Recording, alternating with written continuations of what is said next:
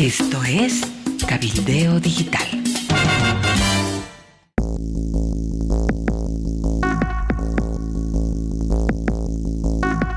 Hola Amalia, hola amigos del planeta.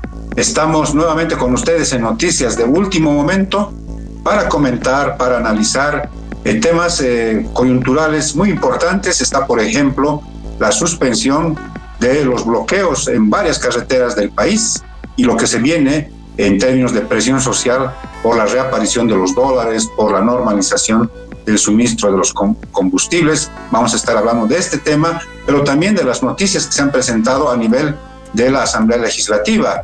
El presidente del Senado, ya ahora convertido en presidente interino del órgano legislativo, ha ordenado que se convoque al Pleno de la Asamblea, pero también, inusitadamente, hay una denuncia del órgano ejecutivo ante la Cámara de Diputados a 2 de los 9 magistrados prorrogados. También vamos a hablar de las consecuencias que ha tenido toda esta presión, estos bloqueos para empresarios, para la producción de soya, todas las consecuencias económicas que tiene la crisis en este momento en el país. Y finalmente, las duras críticas del todavía vocero presidencial Jorge Richter, esta vez a la vicepresidencia del Estado. Amalia, ¿cómo estás? ¿Cómo te encuentras esta jornada con temperaturas bajas prácticamente en todo el país? Hola Cacho, hola amigos, bienvenidos, un abrazo cordial para todos.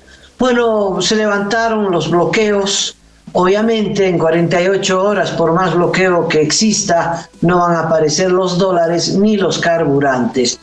Al revés, los bloqueos han servido de pretexto a yacimientos para indilgarles la carencia de diésel, de gasolina y de gas licuado. Así es, Amalia, se han cumplido estas 48 horas. Es un poquito extraño, muy raro, lo que ha sucedido, por ejemplo, con el anuncio del ministro de Gobierno de que iba a utilizar a las fuerzas represivas, pero en la tarde-noche de ayer, o sea, cuando ya los bloqueos se estén levantando, esto sucedió sobre todo en Santa Cruz, que se levantó el bloqueo prácticamente a las 6 de la tarde en el Puente de la Amistad, en la unión de los municipios de Montero y otro municipio del norte. También se han levantado los bloqueos en Oruro, en Cochabamba, en Chuquisaca. Bueno, ya no hay en este momento bloqueo, está totalmente expedito. Los transportistas han anunciado que le dan un plazo al gobierno hasta mitad de este mes. De lo contrario, van a retomar las medidas de presión a partir del 17 de junio, dicen con carácter indefinido, pero también dejando la puerta abierta para una reunión con el presidente, porque ya estará acá de vuelta después de su periplo en Rusia. Bueno, ¿y qué dijo el ministro de Gobierno? Bueno, dijo, vamos a utilizar las fuerzas de control de la policía si es que hasta esta tarde-noche no se levantan los bloqueos.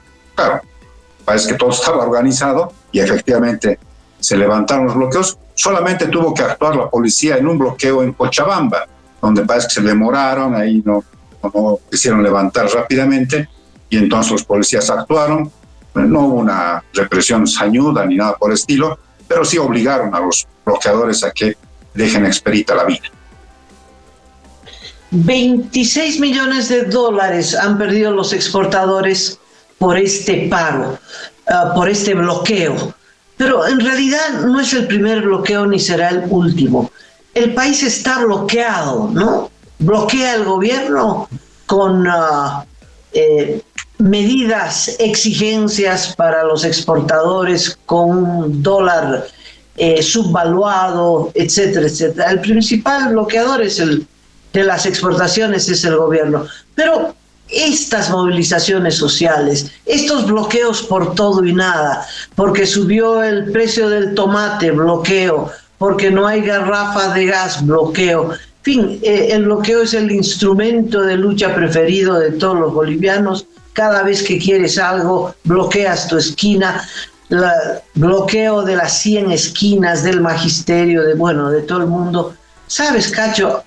Es como si estuviéramos bloqueando al país en su conjunto. Se hace todo inviable, especialmente para aquel que quiere producir. Los exportadores los empresarios, especialmente los de Cochabamba, que están en el centro y que los bloquean por las cuatro esquinas, no tienen salida por más ímpetu, por más iniciativa, en fin, cada vez que quieres sacar tu mercadería hay bloqueo. 26 millones en 2 días han perdido las exportaciones, pero en lo que va del año y en lo que va de estos 2 años y medio, casi 3 del gobierno de Arce, solo pérdidas. Y oficialmente los soyeros, exportaciones de soya, producción y exportación de soya, va para abajo, ¿no? Es decir, sobre llovido y mojado, Cacho. Si no habían dólares porque se dejó de exportar gas o porque se exporta menos gas, porque la minería no está aportando lo que debería aportar, etcétera, etcétera. Bueno, la esperanza era la agroindustria, y la agroindustria resulta que arroja cifras también negativas. El principal motivo, la sequía y luego las inundaciones en Santa Cruz. Dicen que la cosecha de verano, que siempre es la más abundante, ha sido la peor de todas. Los datos señalan que las exportaciones de semilla y habas de soya han caído en un 70%. Es una caída, pero en vertical. De 47 millones de dólares que exportaban en una cosecha, han logrado recuperar 14. De 47, 14. En derivados de soya, la caída ha sido del 32%. Producían 252 millones de dólares, 252, y han logrado recuperar 171. Hay menos dólares, también por esto. La exportación de soya ha disminuido en 600 millones de dólares. El año 2022 tenían un monto determinado, el 23, 600 menos. Entonces, si no hay un estímulo, ¿no?, una política oficial de estímulo, en fin, ni siquiera la soya. El déficit comercial, el 23 déficit comercial entre exportaciones e importaciones. Para cubrir las importaciones faltan 700 millones de dólares. Bueno, son cifras más que alarmantes. Y esa intención, Amalia, de querer acordar las cosas para encontrar una salida a este momento crítico, parece que también se perdió. Me estoy refiriendo a los acuerdos del 19 de febrero entre el gobierno y el empresariado boliviano, ¿no? Acuerdos que, por ejemplo, tenían entre sus puntos la liberación total, plena de las exportaciones, una subasta para los grandes consumidores diésel, la reducción, prácticamente la eliminación de los CDIMS. Bueno, quizás lo único que se ha cumplido es este tema de la captación de los bonos en dólares por parte del BCB y otros bancos privados, pero se siente que ni siquiera esta oportunidad que hubo de hacer cosas juntos se está materializando. Y entonces estamos viviendo un momento muy complicado en el país. Mira, como un dato que hace al bolsillo de la gente, reportan las principales redes de televisión en Santa Cruz que el kilo de tomates ha subido de 6 a 17 bolivianos en los mercados cruceños. Prácticamente se ha triplicado el precio del kilo de tomates. En el Alto, en la ciudad del Alto, que es donde llegan las verduras que luego son distribuidas a los mercados paseños, la caja de tomates ha subido de 160 bolivianos a 250 bolivianos. Y no es que es tomate importado. Ahí cae el argumento del gobierno de que estamos importando inflación. Los tomates son cochabambinos, de los valles paseños. O sea, está encareciéndose porque hay una especie ya de mercado paralelo para todo, Amalia. ¿Quieres gasolina? ¿Quieres diésel? Hay a 7 pesos el litro en el mercado negro. Han estado vendiendo garrafas de gas hasta 40 bolivianos. O sea, sí hay las cosas, sí hay especulación, pero es producto también de la crisis. No debían tomarlo los del gobierno como una mera, digamos, acto criminal de agio, de especulación. No, es también producto de la crisis. Y los que no sienten nada de esto, Amalia, pero nada de esto, son los jerarcas del Estado, porque han cobrado hace unos días su aumento salarial, retroactivo a enero de este año. Entonces, para ellos no pasa nada, ¿no? Ellos sí pueden combatir bastante bien este momento de crisis, ¿no? Pero así están las cosas, Amalia, y todo más bien apunta que se va a ir deteriorando más y más.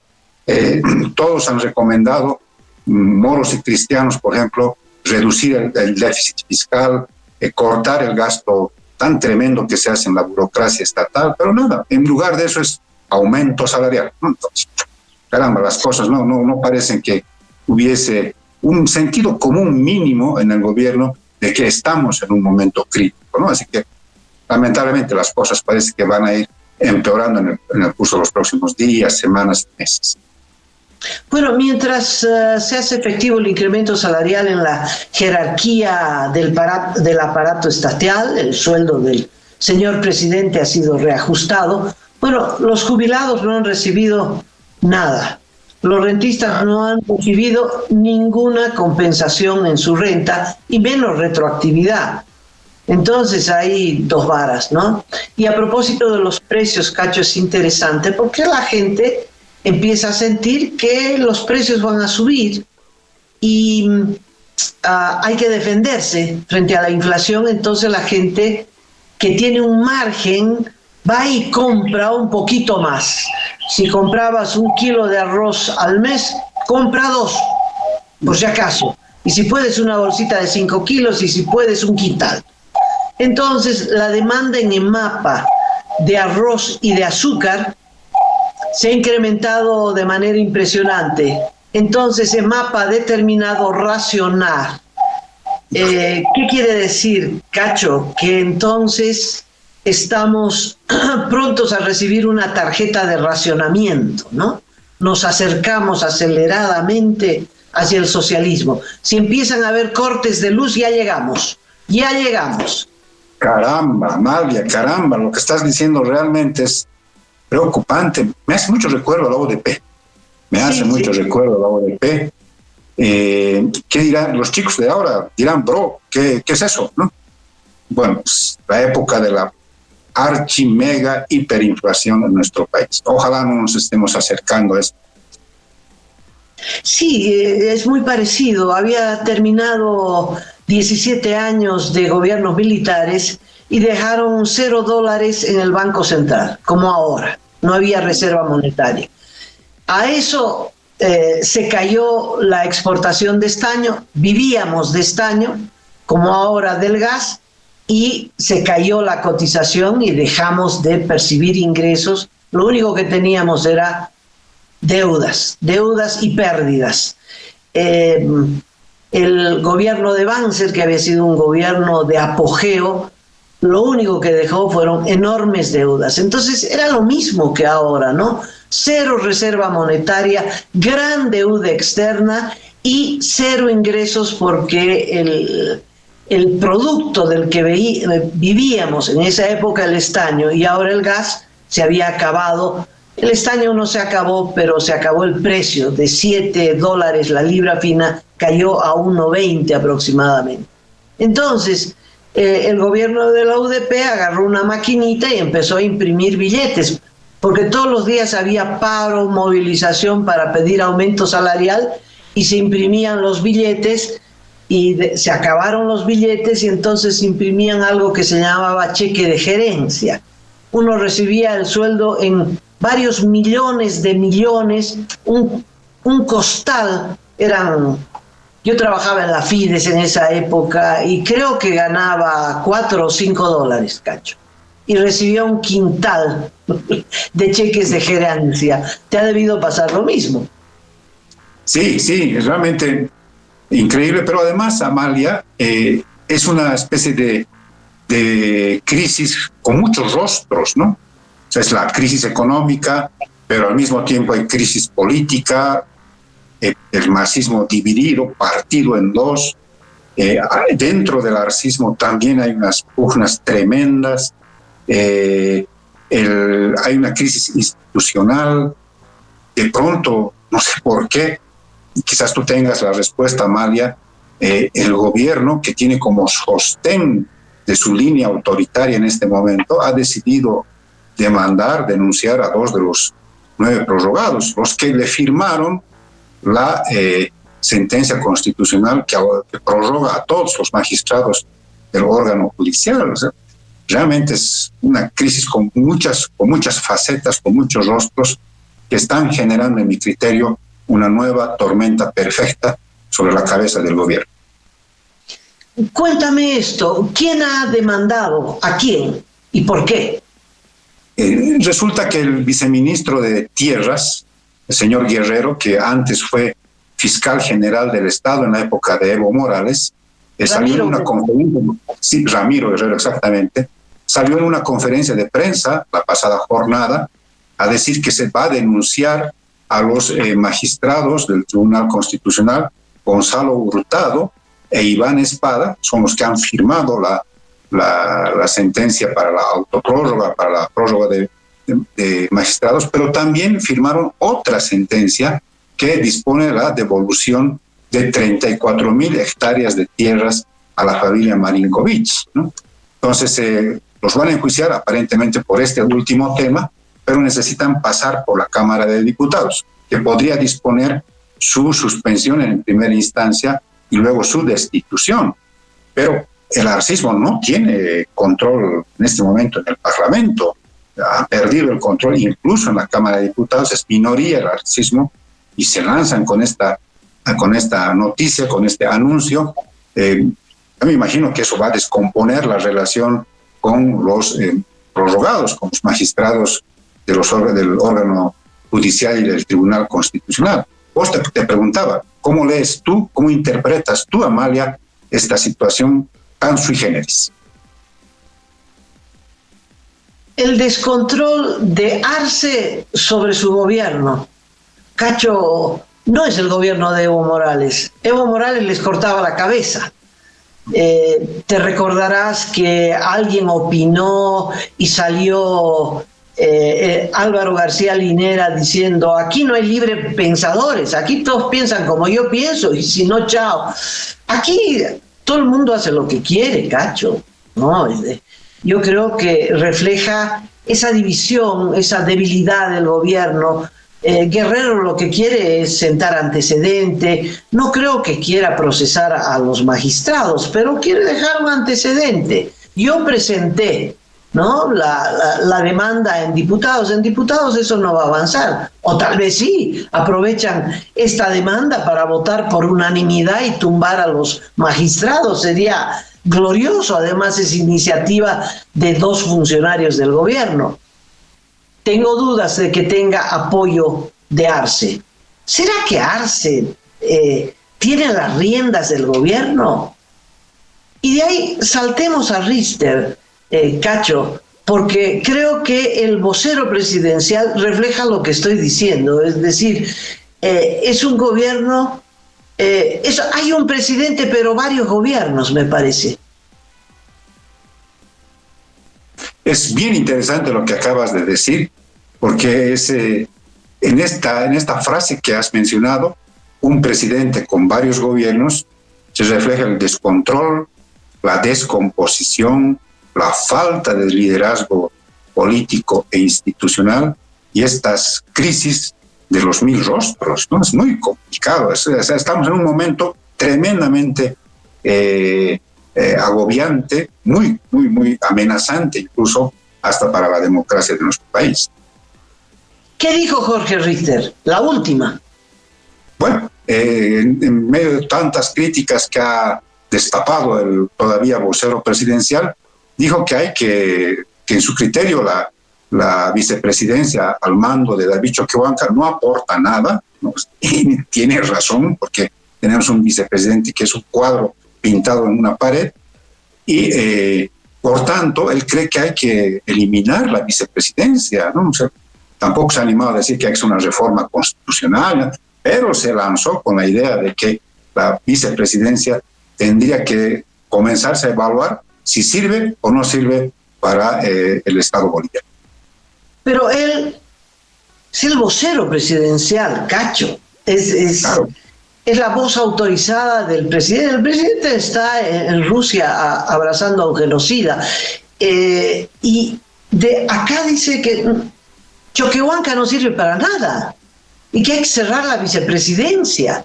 Es decir, refleja en extremo esto de que cada quien hace lo que quiere y lo que le parece más conveniente. Cualquier otro gobierno, no solo el de Evo Morales, pero cualquier otro gobierno, cualquier otro presidente que se respete, lo echa inmediatamente al vocero presidencial.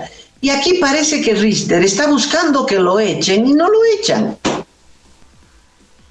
Claro, y eso genera desgaste, pues eso genera un ambiente de absoluta descomposición, de que incluso hay gente que ni siquiera se habla en el gabinete, hay problemas de toda índole en el equipo presidencial, gente que se mete a áreas sin tener un mínimo de competencia para ello, gente que es asesor del presidente, pero hace medio de ministro, de ministra.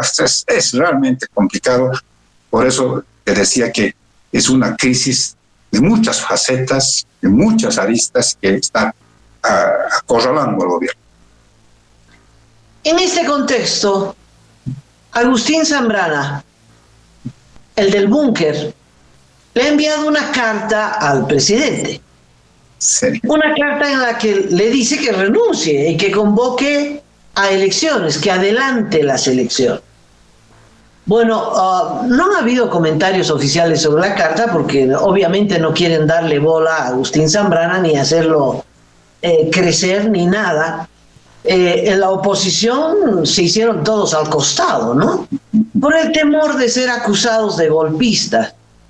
Pero me parece que es una propuesta que no es golpista, me parece que es una propuesta, no te diría sensata, pero que ante una situación como la que estamos viviendo, la oposición también tendría que decir algo, Cacho, ¿no? Eso de, no, queremos que Arce esté hasta el último día de su mandato, sí, bueno, pero queremos que tome medidas, queremos que resuelva, ¿no? Ahora, si el gobierno no quiere resolver, Cacho, Zambrana dice que se adelanten las elecciones porque esto ya es inaguantable. Es de los dos lados, ¿no? Mira, hace una semana, más o menos, Carlos Mesa y Comunidad Ciudadana le plantearon al gobierno por esta línea, ¿no? Hagamos cosas conjuntamente para salir de este momento crítico. Te planteamos estos puntos para intentar resolver la crisis, sobre todo política e institucional. Nada, ¿no? Nada, ni siquiera lo vamos a pensar, a ver, veremos qué nos parece, nada de nada, ¿no? Por el otro lado, Agustín sale diciendo, señor presidente, acorte su mandato porque nos estamos yendo al precipicio. Nada, ni una reacción, ni siquiera esto que tú mencionas, golpista, está subiendo, ahora sí la derecha nos quiere golpear, ahí está la prueba, nada. O sea, es tan, ¿no? Discúlpame el término, por favor, yo pido disculpas por lo que voy a decir, pero es un grado de autismo político, pero que no tiene ya parangón. No encuentro una comparación con otro gobierno que sea tan ensimismado, tan acomplejado, tan sin falta de reacción y reflejos políticos. Pero lo grave de esto es que ese es el gobierno que tiene a su cargo el timón de un barco en el que estamos todos. Y es evidente que nos estamos hundiendo, Cachito, nos estamos hundiendo. Esto de la falta de dólares es solo lo que se ve. Detrás de la falta de dólares está todo el aparato productivo, cada sector lo siente de una manera más o menos intensa, pero es un país que está paralizando su aparato productivo. Los datos de la soya ya son alarmantes. y solo están en apogeo las cosas ilegales. El narcotráfico, la minería ilegal, no sé si el contrabando. Alguien dijo el contrabando se ha paralizado porque no hay dólares, es posible, pero el robo de vehículos, la trata de mujeres, de niñas, todo lo ilegal, Cacho, eso está en un apogeo impresionante. Lo del narcotráfico, yo ya ni comento, ¿no? Porque todos los días es... Mira, en Santa Cruz encontraron una casa abandonada y en la casa abandonada habían como 300 kilos de marihuana, ¿no? Es decir, hay tanto que abandona la marihuana, ya no es nada, 300 kilos de marihuana. Han encontrado otra pista con una avioneta con otros 300 kilos de cocaína refinada de la más fina posible. Se lleva cocaína en garrafas de gas, en autitos de plástico más o menos grandes, en fin, la creatividad es infinita. Han agarrado un camión cisterna, en la parte de atrás llevaba también otros 300 kilos. Un cisterna que no logró entrar a la Argentina.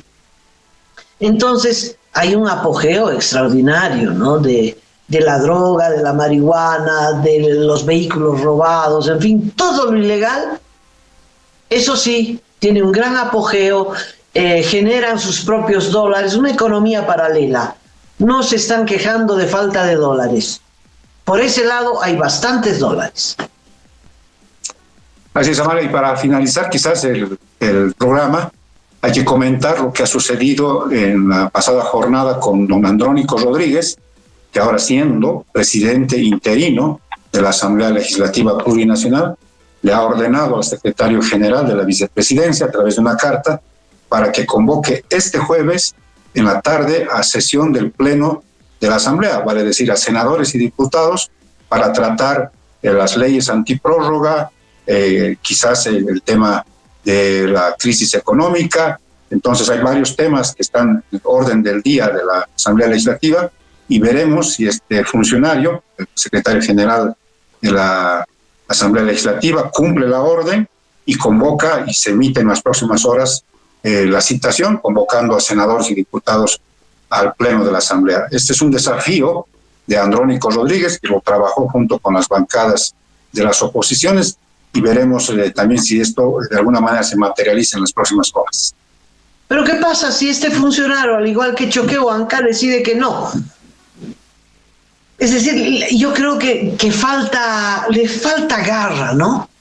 Les falta ñeque a los parlamentarios, porque no puede ser que David Choquehuanca hubiera tenido prácticamente 6 meses cerrado el Parlamento, no cerrado físicamente, pues las puertas están abiertas, pero las funciones del Parlamento están bloqueadas porque David Choquehuanca no le da la gana, porque es una medida política. No es que no le da la gana por negligente, no, sino en coordinación con Arce Catacora para que el legislativo no cuestione a los prorrogados. Obviamente los prorrogados son el sostén de este gobierno.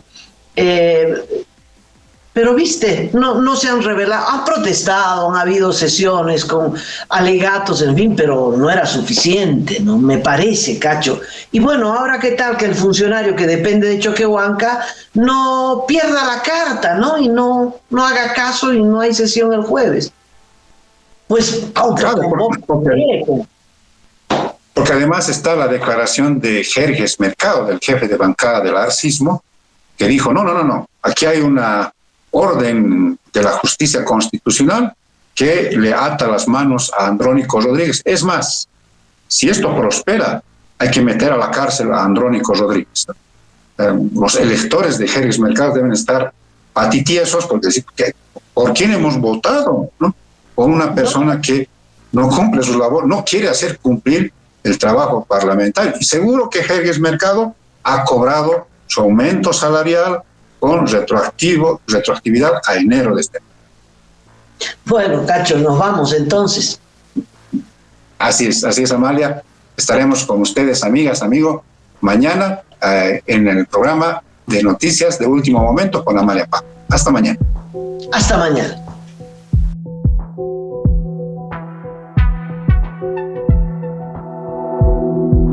Aporta a Cabildeo Digital y apoya al periodismo independiente.